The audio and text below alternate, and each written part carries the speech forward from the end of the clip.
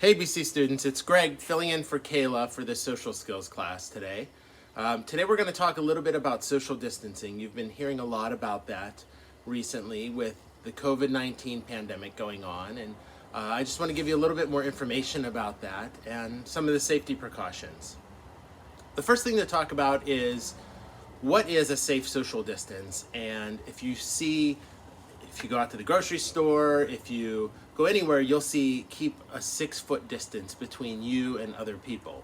So we're trying to keep that distance as best as we can to try to limit any spread of the coronavirus. So for a little demonstration, I'm gonna have my son Henry come help. And we're gonna show you what 6 feet away actually looks like. Henry, come on. So I'm gonna have Henry stand over here. There you go. You want to give a wave? Okay. And I'm going to have him hold this right there. And I'm going to show you where I stop. Hang on. So right here is 6 feet. So Henry and I are 6 feet away. So if you were to be at the grocery store and you're waiting in line, you want to try to give that distance. Usually about a cart to 2 carts of distance between you and the person in front or behind you. That's just going to ensure that you're keeping that space and that you're making sure that you're limiting any possible spread or catching of the coronavirus. The next thing to talk about is when we do see people is really limiting that contact, that physical contact. And I know that's hard for a lot of us. We see our friends, we might see our family or acquaintances or people from work, and you might normally shake hands or give a high five or a hug. Right now, that's something that we want to really try to avoid. We want to limit that contact, that physical contact, just to try to ensure that we're not at risk of spreading the coronavirus. The biggest thing that we need to keep in mind is you might have it, somebody might have it, and they don't have symptoms, so they don't know that they are at risk of spreading it. And that's why we just want to be safe. So we'll practice safety to the extreme. We're making sure that we've got that space, that we're not having that physical contact to ensure that we're keeping ourselves and our family and our friends safe. So remember, no hugs, no shaking hands. It doesn't mean that it's going to be that way forever. It's just for right now. And then as things get better, those will come back. You'll be allowed to hug. You'll be allowed to shake hands, high five. In the meantime, things that you can do air fives. So, a safe distance and you're just kind of imitating a high five. You can do a thumbs up. You could do a wave. Anything you could do that just keeps that physical distance and doesn't have that contact. Other big thing is washing your hands, making sure that we're keeping our hands clean.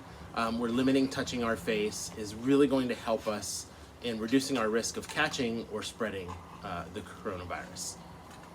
Next, we'll talk about masks. You are going to hear a lot about masks, how important they are.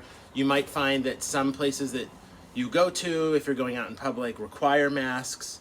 There's different types of masks. There are kind of cup-looking masks that are called N95s. You'll see a lot of health professionals using those. You'll see surgical masks like the one I have here that just kind of loop around the back of your ears, like so. Come up over your nose. And then you might see some homemade masks or masks that are just made out of bandanas where you're just kind of covering your face. The thing about that is it's important that even if you don't have coronavirus, that you are wearing it to make sure that you're limiting your chances of catching it. Or if somebody does have it, if they are wearing a mask, it's really going to reduce the amount of virus that they could spread through droplets in the air. Again, I'm going to show you an example of this. This will be fun. Henry's going to come up here.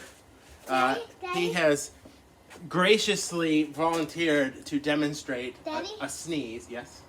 You also can just do this. You can also shake hands, like, only to your dad or your mom. Oh, yeah, because we've been in contact with each other. We've been quarantined together, so we're safe. Yep. But if we were to see somebody that we didn't know, like when we saw Maggie, we do a wave, right, from a distance. So I'm going to show you really quick. This is going to be simulating a sneeze. So if I sneezed, ready? You'll see this will imitate droplets from a sneeze. Chew. Right? Did you get wet? Yep. Yep. So if that was me sneezing, then all those droplets would kind of go out into the air. Okay, stand there. Hold on.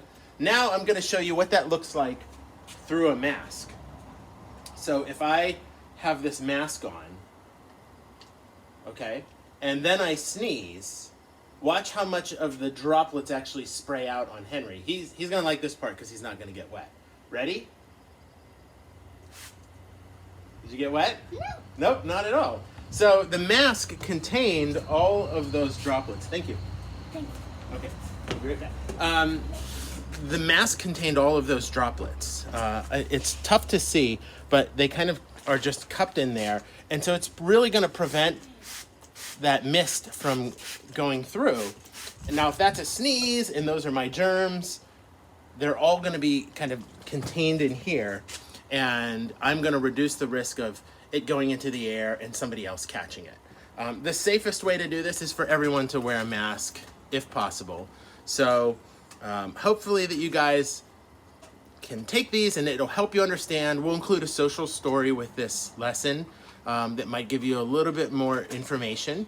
And then know that you can always reach out to us at the Alyssa Burnett Center if you would like to know more or discuss more. So hopefully this was something informative for you guys and a little fun since I got to spray Henry.